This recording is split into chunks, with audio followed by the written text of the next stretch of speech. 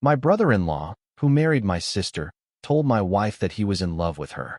This led to a chain of horrific discoveries in our family. Yesterday, out of the blue, my brother-in-law asked my wife if she could meet him for lunch. He said there was something he needed to talk to her about. When my wife told me about his invitation, she seemed puzzled but not overly concerned. "Do you think it's about my sister?" she asked, furrowing her brow. "Maybe they're having problems, and he wants to get a woman's perspective on things." I found the whole situation odd.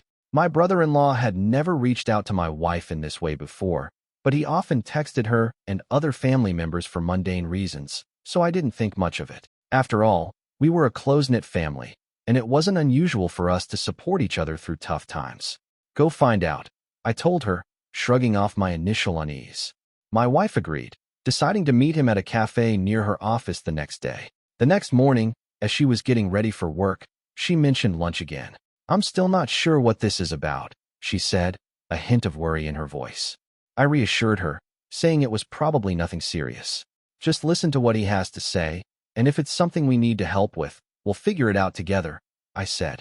It's a busy cafe, filled with the usual lunchtime crowd, and my wife feels a bit more at ease being in such a public setting. She arrives a bit early, finding a table near the window where she can keep an eye on the entrance. He arrives a few minutes later, looking more nervous than she's ever seen him. They exchange the usual pleasantries, talking about work and the kids for a few minutes. But then, as soon as their food arrives, he takes a deep breath and dives into what he really came to say. He starts by complimenting her, telling her how beautiful she looks. At first, she thinks he's just being polite, but then he keeps going. He tells her how she's always been the light in his life, how she makes him feel things he's never felt before. "It was love at first sight," he says, his voice trembling slightly. "I've loved you since the moment I first laid eyes on you. If you were mine, I would treat you like the queen you are. I'd give you everything you deserve."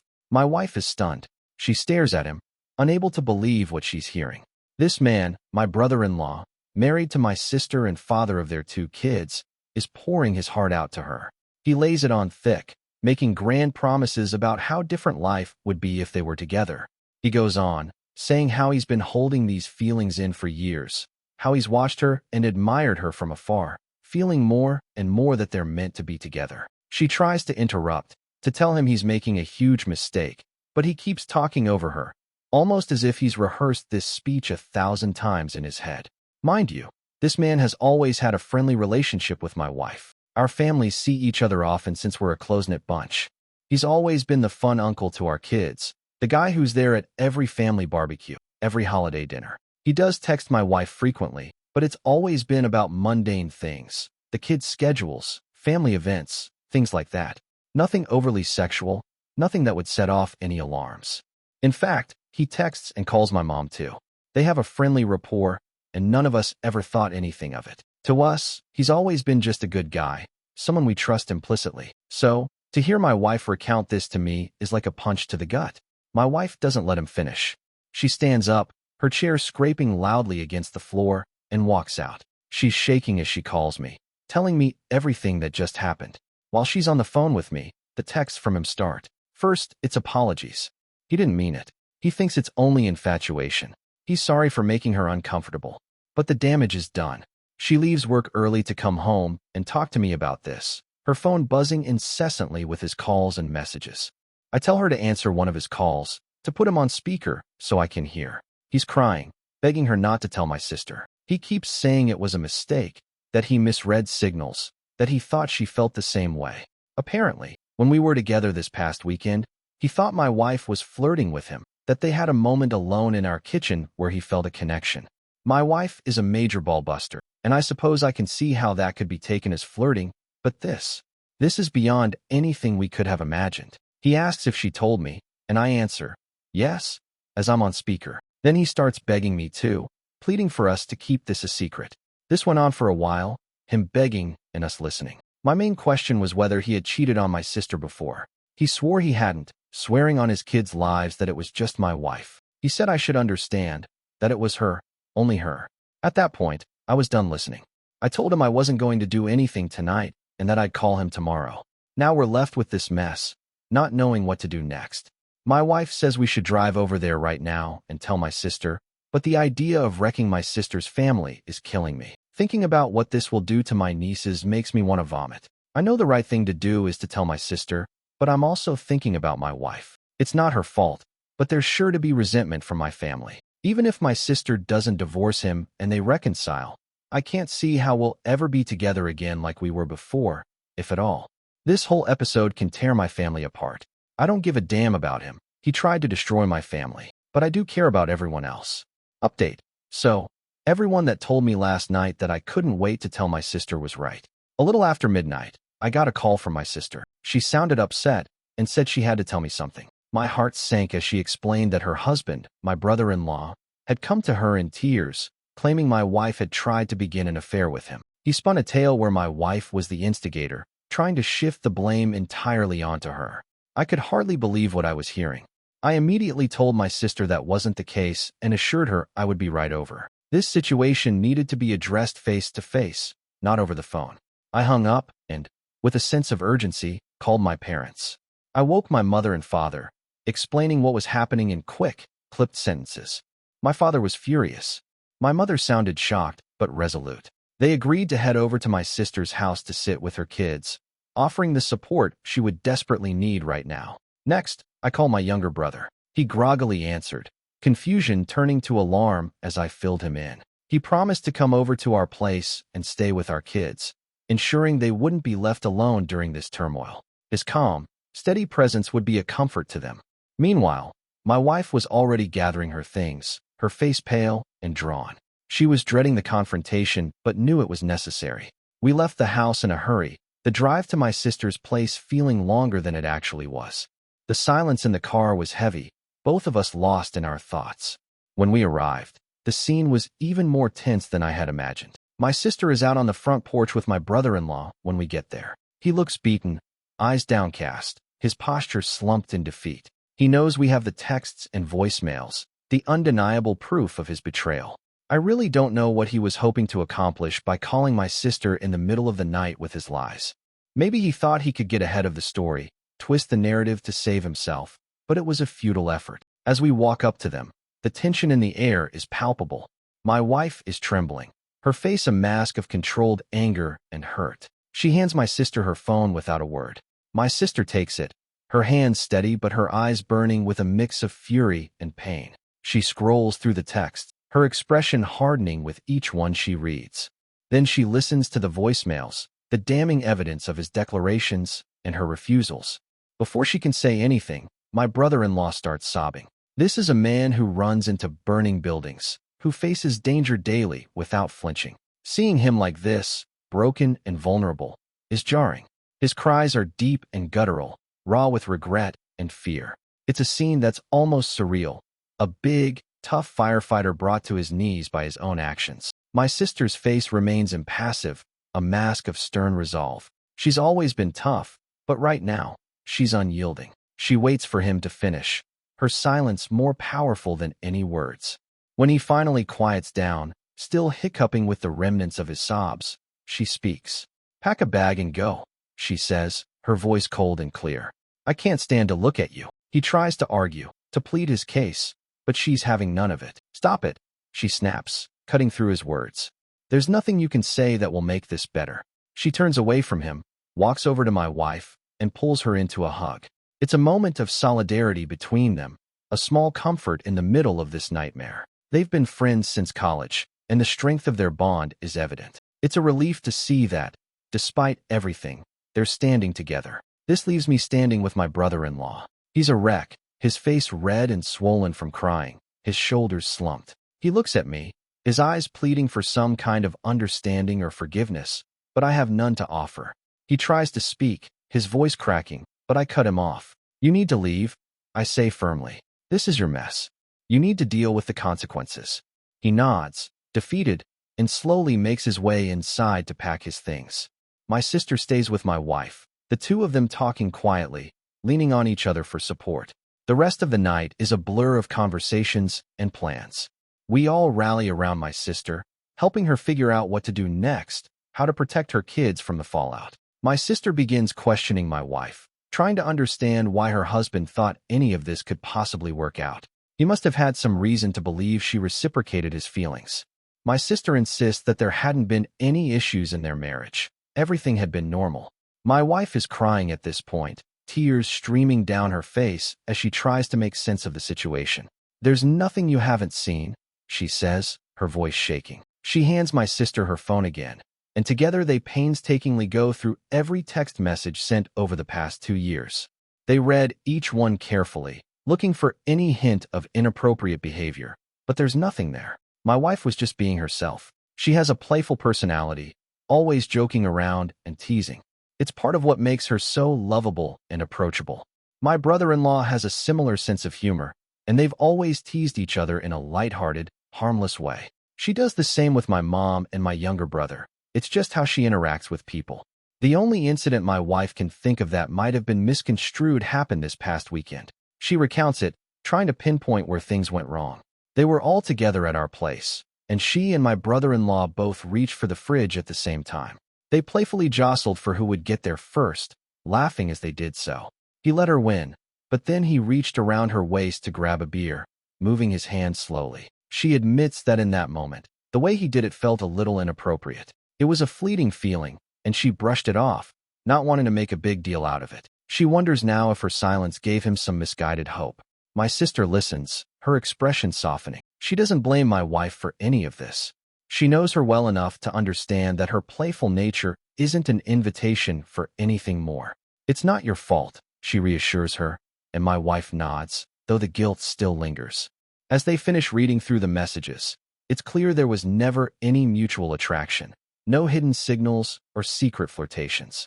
My wife was just being herself, and my brother-in-law took that and twisted it into something it wasn't. The realization that this misunderstanding has caused so much pain is almost too much to bear, but at least for now, my sister's belief in my wife remains intact. So then, my sister starts going through his MacBook to see what else she doesn't know about. She's angry and frantic at this point, her hands shaking as she types. She guesses the password, and on the third try, she's in. With a deep breath, she starts searching through his files, looking for anything that might shed more light on this nightmare. It doesn't take long before she finds something disturbing. There, buried in a folder labeled innocuously, are a lot of pictures of my wife. They date back years, and what's more unsettling is that they're always isolated shots. Just her, never in group settings or candid family moments. My sister clicks through them, her anger turning into a cold, creeping horror. One set of photos stands out. A few years ago, we went on a couple's trip to the Caribbean. It was a rare vacation without the kids, and my wife, feeling more relaxed in the adults-only environment, had worn a bikini. She usually doesn't, preferring more modest swimwear, but this time she had felt comfortable enough to do so. There were probably 50 pictures of her in that bikini, each one taken without her knowledge. My sister's face pales as she scrolls through them. It's clear he's been secretly snapping these photos for years, collecting them obsessively. The realization that he's been harboring this fixation, lurking in the shadows of family events, sends a shiver down her spine. Does this now enter restraining order territory? She wonders aloud, her voice barely above a whisper. This has taken a creepy turn, far beyond what any of us had imagined. The boundary between inappropriate and outright disturbing has been crossed. She calls us over, showing us the pictures. My wife gasps, her hand flying to her mouth in shock. She had no idea he was doing this, no inkling of his obsession. My sister, her anger now tempered by a deep sense of betrayal, starts talking about next steps. Legal action, protection for her kids, and a restraining order are all possibilities that need to be considered now. We're all reeling from this new discovery. The man we thought we knew, who we trusted as a husband, a father, and a brother-in-law, has shown a side of himself that's dark and disturbing. It's not just a matter of infatuation anymore. It's something far more insidious. Unfortunately, the mess continues. My sister agreed to talk to her husband last night and let him explain himself. She was determined to get the full story and decided to involve my wife directly to ensure there would be no lying or half-truths. They set up a FaceTime call, with my wife and I listening in off-camera, my heart pounding with a mix of anger and dread. My sister, ever thorough, recorded the entire conversation for good measure. As soon as the call began, the tension was palpable. My brother-in-law looked exhausted, his eyes red-rimmed and swollen from crying. He started hesitantly, his voice shaky, but as he spoke, the truth began to pour out, and the story unfolded in a way none of us had fully anticipated. He admitted he's been obsessed with my wife for years. It started the day I met her, he confessed, his voice barely above a whisper. He went on to explain that it was during one of those early gatherings where my sister, eager to introduce her new boyfriend to her friends, had brought him along. My wife and I were dating at the time, but he had met her before he met me. At first, he thought his feelings were purely physical, an innocent crush that he could brush aside. But as time went on, and he spent more time around her, he realized it was more than that. He became fixated on her personality, her laughter, the way she interacted with everyone around her. He described moments where he found himself watching her, captivated by her presence, even as she was just being herself, playful and kind. He detailed how he had tried to suppress these feelings, convincing himself that they were harmless. But over time, his obsession grew. He started finding ways to be near her more often, volunteering to help with family events, making excuses to text her about trivial things. It was a slow, insidious process that eventually led to the point where he felt compelled to confess his feelings, deluding himself into believing she might feel the same way. My sister listened, her face a mask of controlled rage and heartbreak. She didn't interrupt him, letting him dig his own grave with each word. My wife, on the other hand, was visibly shaken. Hearing how long this had been going on, how deeply his obsession ran, was almost too much for her to bear. When he finished, there was a heavy silence. My sister finally spoke, her voice icy and measured. "What made you think that my wife would leave me for you?" she asked, her eyes boring into his. He stammered, struggling to find the right words. He mentioned the supposed mutual attraction, the moments he had misinterpreted as signs of her reciprocation. My wife and sister exploded at that point, their pent-up anger and frustration spilling over. There was a lot of cussing, a lot of screaming, the raw emotion of betrayal and hurt coming to the forefront. The phone call abruptly ended when my wife, shaking and distraught, hung up because she was concerned for me. She turned to me, her eyes wide with fear and confusion. "It was one-sided," she assured me, her voice trembling. "I never thought it wasn't," I replied, trying to soothe her. Even if she did find him physically attractive at some point, I knew she would never act on it. She's just not that type of person. Early on in our relationship, there was a moment that encapsulated her stance on trust and fidelity perfectly. I remember watching her one morning as she was dressing, admiring her without saying a word. She noticed, gave me a teasing smile, and asked if I liked what I saw. But then her expression turned serious, almost cold. "Never fuck up," she said, her tone leaving no room for misunderstanding. "Or you'll never see this again." She meant every word. My wife is serious about trust. Once it's broken, it's almost impossible to mend. As I sat there, replaying the chaotic scene in my mind, I couldn't help but reflect on my brother-in-law. I knew he was a little cocky, always walking with a certain swagger, but my God, I never knew he thought so highly of himself to believe he could pull off something like this. His delusions of grandeur were staggering, completely detached from reality. I talked to my sister later on, once the initial shock had started to wear off and we could speak more calmly. She was resolute, determined to protect her children from the fallout of her husband's actions. She told me she would be contacting a lawyer first thing Monday morning to see what steps she could take to limit his exposure to their kids. She wanted to ensure that they were shielded from as much of this mess as possible. "As far as I'm concerned, he's detached from reality," she said, her voice steely with resolve. Her concern was no longer about saving her marriage, but about safeguarding her children and maintaining a semblance of stability for them. Anyway, my brother-in-law returned home yesterday, not because my sister wants him back, but because she can't legally stop him. Despite the turmoil and the clear betrayal, he has the right to be in the house until the legal proceedings move forward. The atmosphere is tense and uncomfortable, filled with unspoken words and palpable resentment. They are done, and I think he realizes that now. There's a hollow look in his eyes, as if he understands that any hope he had of salvaging their marriage is gone.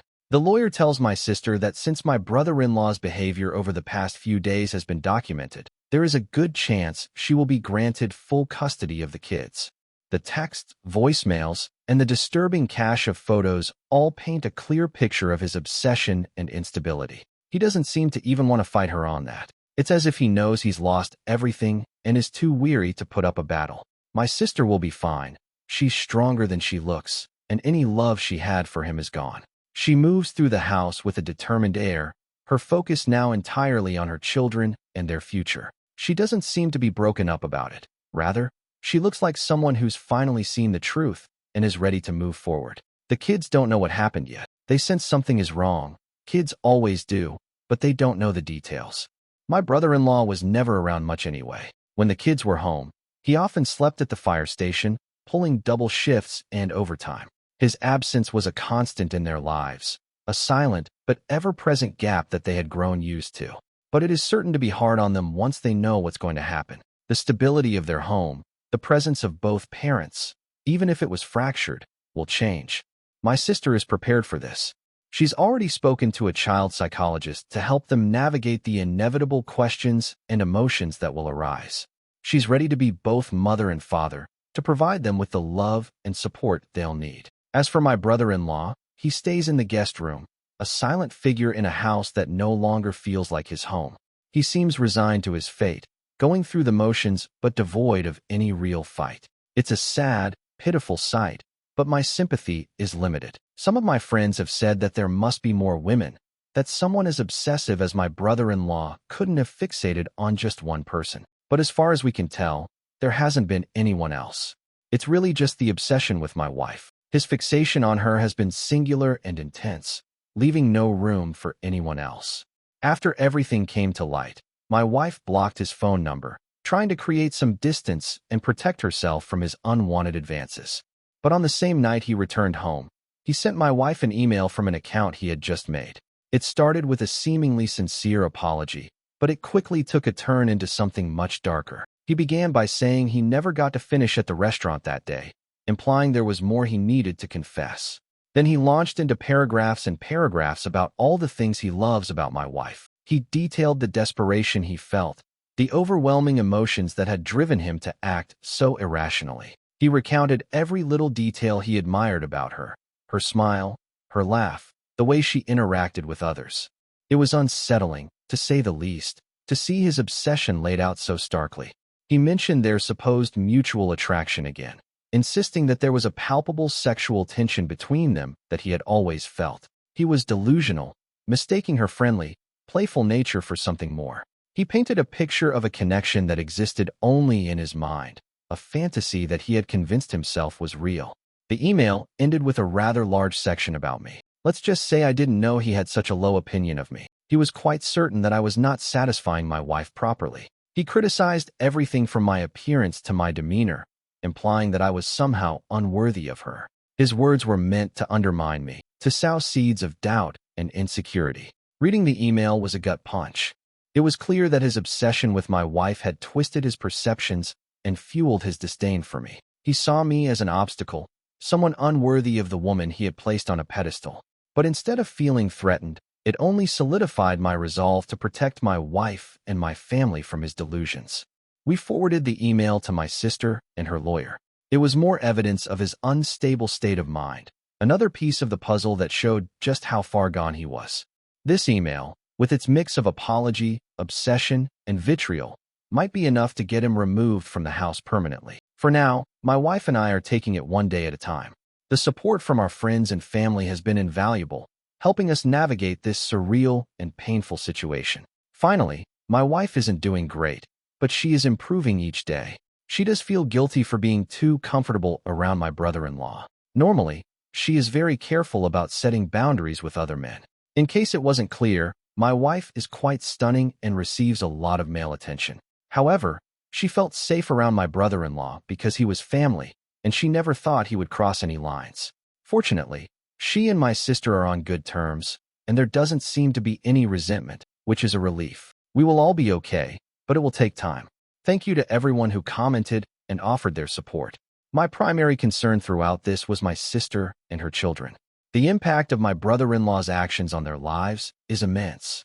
Ensuring their protection and emotional well-being became our priority. Children, especially, need shielding from such toxic situations to maintain their sense of security and normalcy. When faced with such a situation, it's essential to act quickly and decisively. We didn't hesitate to gather evidence, confront the issue, and involve legal help to ensure the safety and well-being of everyone involved. Procrastination or denial could have led to further harm. What do you think about this story? Please share your comments down below. Thank you for listening to Vibe Tales.